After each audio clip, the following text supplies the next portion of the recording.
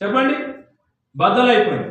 ఈరోజు తెలియనటువంటి వాళ్ళు, దేవుని ఆత్మ లేనటువంటి మూర్ఖులు కొంతమంది ఏం చెప్తారంటే, దేవుని ఆత్మ నీలో ఉన్నప్పటికీ ఈ సమస్య నీకు ఎందుకు వచ్చిందని చెప్తారు. అరే బాబు, దేవుని ఆత్మ నీ మీద ఉన్నప్పుడే నీకు బలమైన సమస్యలు వస్తాయి. నమ్మినాడు దేవుని స్తోత్రం. హల్లెలూయా. పౌలు ఏం చెప్తున్నాడంటే, అక్కడ ఉన్న సంఘస్థుల్లో ఎవరు సిద్ధంగా లేరని ఈ వాక్యం మనకి చెప్తాం. కాబట్టి పౌలు మాటను చాలా మంది తిరస్కరించారు.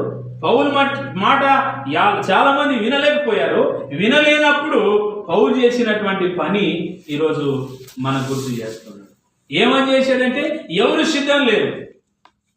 అక్కడ వెళ్ళడానికి, ప్రకటించడానికి, చేయడానికి ఎవరు సిద్ధంగా లేరు. సిద్ధంగా లేనప్పుడు ఆయన చేసింది ఏంటండి, అరే బాబు మీ సంగతి నేను వదిలేస్తున్నా, మీ